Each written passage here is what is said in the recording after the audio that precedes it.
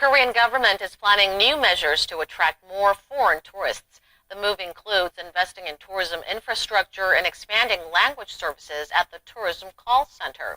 It comes with just over 50 days to go until the curtain comes up on the 2018 Pyeongchang Winter Olympics. Our Kim Young-gil has more. Prime Minister Lee Nak-yeon emphasized that half of Korea's 52 million population traveled abroad this year, citing massive tourism deficits. It is for certain that Korea will once again achieve its worst ever tourism deficit of $12 billion this year. During Tuesday's government meeting, the Prime Minister noted that Japan has had a tourism surplus for 4 consecutive years, hitting a record of an estimated $13 billion this year. To try and boost tourism, Korea plans to issue temporary visa waivers for citizens from Southeast Asia, expand language services at the tourism call center number 1330, add more high-value tour programs, and make Korea's tourist attractions bigger over the next 5 years. The Prime Minister also urged Koreans to choose domestic tourist spots as destinations for their vacation. If we can make our citizens opt for domestic travel instead of going overseas, it will greatly help revitalize the domestic tourism industry. The government plans to develop new tourist attractions in connection with Hallyu, the Korean wave of popular culture, and the 2018 Pyeongchang Winter Olympics. It also plans to expand areas of medical treatment tours and increase facilities for domestic cruise tours to increase the number of foreign tourists from beyond China, such as from Southeast Asia, the Middle East, and Japan. Kim Young-gil, Arirang News. As Bitcoin receives greater recognition with more derivatives introduced, North Korea is moving to grab a bite of that pie. The regime's hackers are suspected of breaking into stashes of cryptocurrencies to find new sources of revenue. And as our Park Hee-jun tells us, Seoul's government is closely monitoring those activities. South Korea's Unification Ministry is keeping close tabs on North Korea's Bitcoin-related activities, as the cryptocurrency is a new target for Pyongyang's hacking operations. We are aware that North Korea has been engaged in various activities so far to evade sanctions and earn foreign currency. The increased economic sanctions against North Korea could be driving the North's interest in Bitcoin, as its price has soared from under $1,000 at the end of 2016 to more than $18,000 just a few days ago.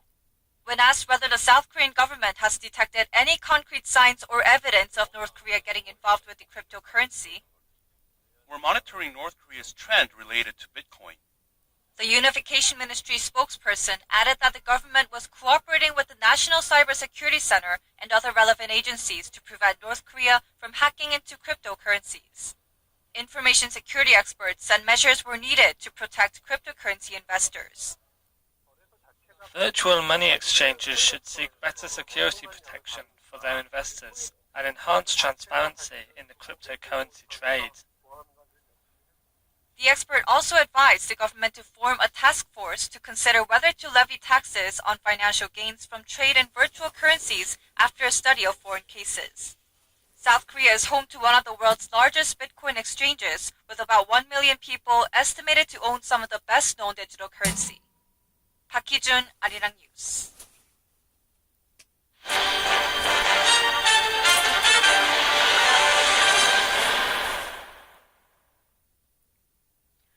Now let's turn over to the tragic train accident in the U.S. Several people have died after an Amtrak train derailed on Monday in Washington state. Our Nuaram brings us the latest. 77 passengers and 7 crew were aboard when the train derailed off a bridge and crashed onto the highway below.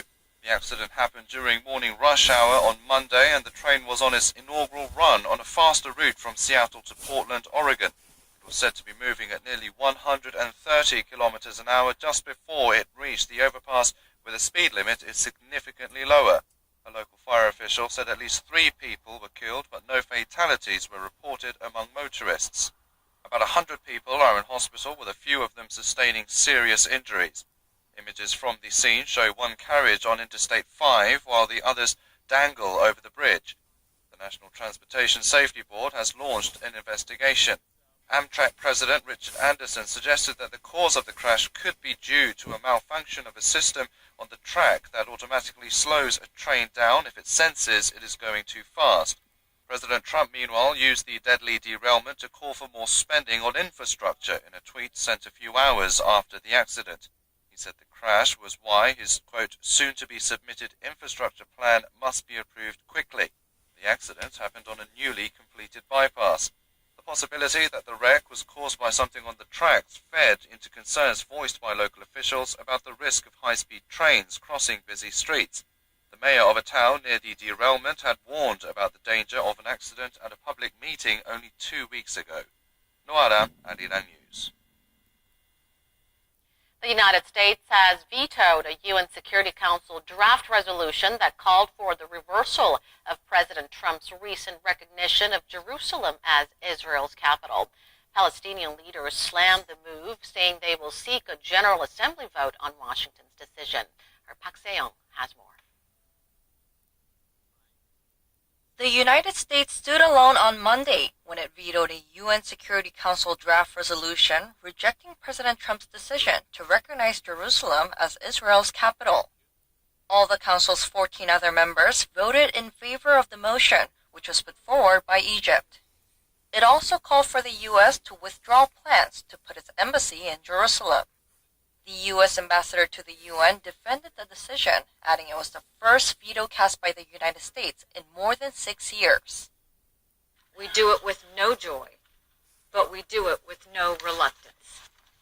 The fact that this veto is being done in defense of American sovereignty and in defense of America's role in the Middle East peace process is not a source of embarrassment for us. It should be an embarrassment to the remainder of the Security Council.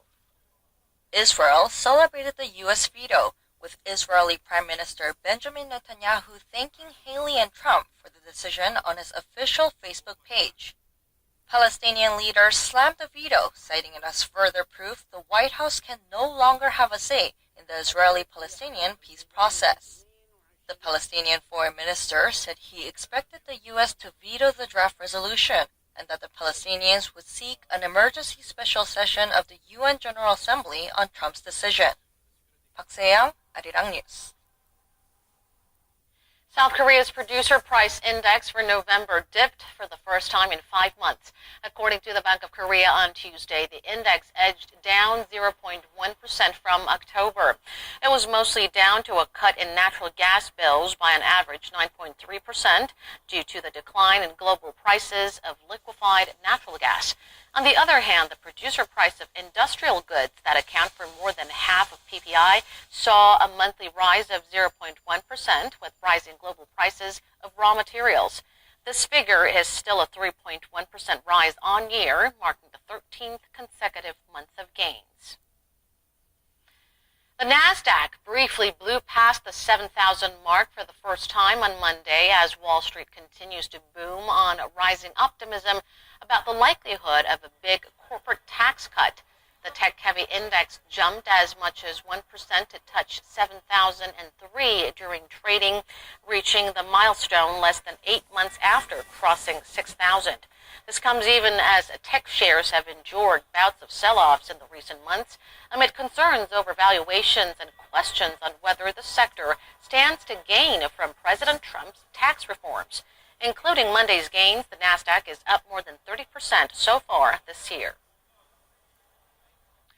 It's a terribly sad day for K-pop and Hallyu. Jonghyun, one of the 5 members of K-pop group Shinee, passed away on Monday evening, leaving fans in shock across the globe. Our Lee Jong-yeon tells us more. A young star has fallen this week. Kim Jong-hyun, member of famous K-pop boy band Shinee, said his last goodbye to the world on Monday, leaving family, friends, and fans across the world mourning his death. The 27-year-old was found unconscious in an apartment in Cheongdam-dong and was moved to Konkuk University Hospital, but passed away shortly after at around 6:32 p.m. The search for the idol group member began when the police got a phone call at 4:42 p.m. from his sister, in which she told them messages from him containing phrases such as, "Let me go and this is my last farewell," led her to fear the worst. Upon conducting an area-wide search throughout Cheongdam-dong, police officers found Jonghyun at 6:10 p.m. in a residence he had checked into earlier that day. The room was filled with smoke from lit coal briquettes.